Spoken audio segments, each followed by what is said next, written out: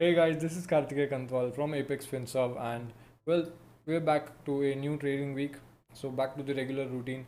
We'll be discussing 5 equity trades for the tomorrow's trading session, and along with that, as usual, we'll be going through Nifty, Bank Nifty, Crude, Silver, and two currency pairs.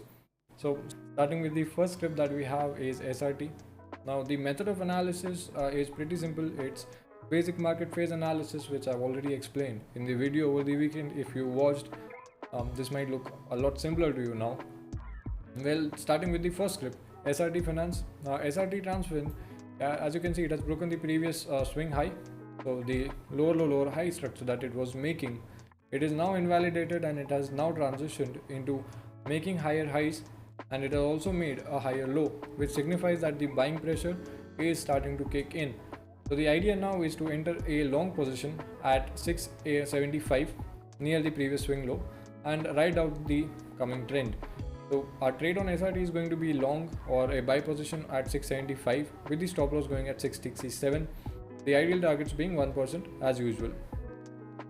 Moving on to the second script that we have, Apollo Hospital. Again, simply saying it has made strong higher highs and higher lows.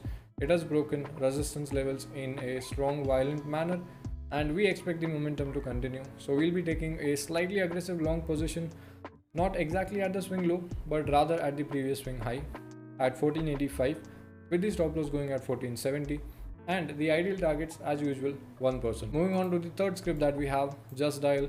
Now Just Dial, since the last 3 days, our trades have remained the same, our bias has remained the same, and due to lack of further price action confirmation, it still remains the same exactly. So we'll be taking a long position only above 380, stop loss going at 375. The reason being very simple, it is not showing convincing new highs or new lows. In fact, if you look at it, it has underwent range contraction and it should break out anytime soon, and we're hoping that it's going to break on the upside. So we'll be taking a long position only above 380 and not at 380, with the stop loss going at 375 and the ideal targets being 1%. The fourth script that we have, PEL. Now PEL, well, if you look at the recent price action, it started making lower highs. All right, it made two lows, but recent price action or the recent candlestick structure, it says that this lower low formation is not being sustained. Instead, it has started forming an corrective small upwards channel, which if broken on the upside again can lead to fresh highs. So we'll be taking a long position above 385 with the stop loss going at 1370. We'll be taking a long position above 1385 with the stop loss going at 1370. Moving on to the final script in equity, we have IndusInd Bank. IndusInd Bank, again, it had lower highs. High was being taken out almost. That confirmation is yet to come. What we do have as a confirmation is a new higher low. So the buying pressure is starting to kick in. So same as SRT and same as Apollo, we'll be taking a long position near the lows at 512, stop loss being at 505 and the ideal target at 1% as usual. Now moving on to the indices, starting with Nifty. Now Nifty, I told you guys that this range is very important. All right, 10,800 and then 720. Now as it has broken out of that range and pretty strongly, you could have very simply taken this trade on Nifty, a very tradable move, and well, we did make something out of that. So at least we caught that. Now the idea for tomorrow is to, of course, we want to align ourselves with the direction of the trend, since it's an index and not a single equity script.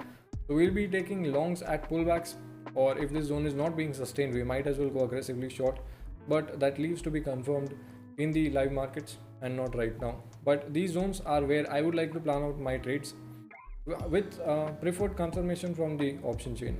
Now when we go to the option chain for Nifty, we have immediate resistance at 11,000 with 430,000 added contracts, and significant resistance at 11,200 with 1.2 million added contracts, which are going to be serving as your resistance levels, since the chart itself, it is forming it's not forming, it has actually made recent fresh highs in the market, so we don't have available immediate resistances.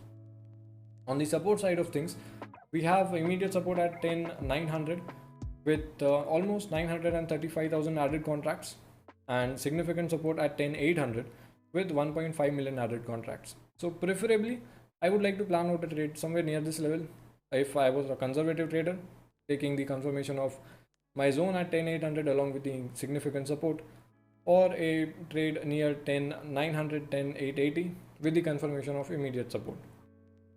We'll see how that goes in the live markets tomorrow. Moving on to the next index, Bank Nifty. Bank Nifty, it has on the charts itself, it has a clear and immediate resistance. Bank Nifty, it has an immediate resistance at 22,100. So this is going to be the decisive point for now. If this is broken on the upside, it might even see 22,500. If it is not broken, then it might show a deep retracement up to 21,900 or 21,800 as well. When we look at the option chain, we have immediate resistance at 22,000, which is well almost at the current market price with 190,000 added contracts, and significant resistance at 22,500, which aligns with our above zone with 275,000 added contracts.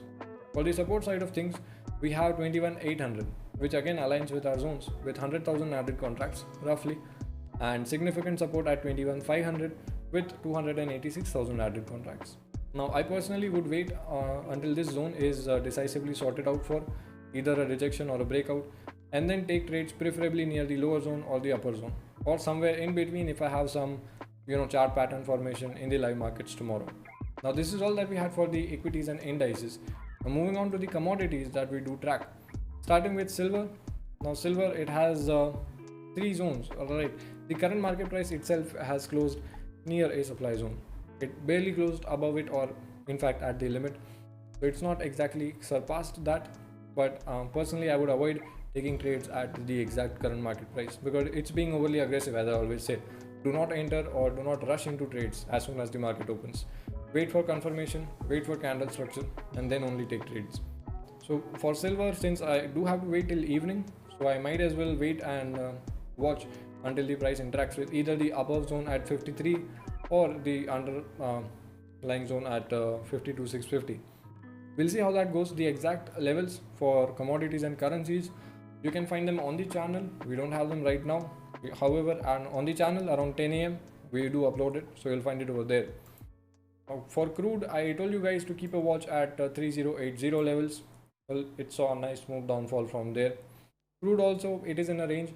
If I was a conservative trader, if I were to be a conservative trader, I would only take trades on crude either above this level or under this level, or even ping pong trades if the price action says so. But I don't see any point in taking new aggressive positions in crude unless there's some strong structure formation, which clearly there isn't.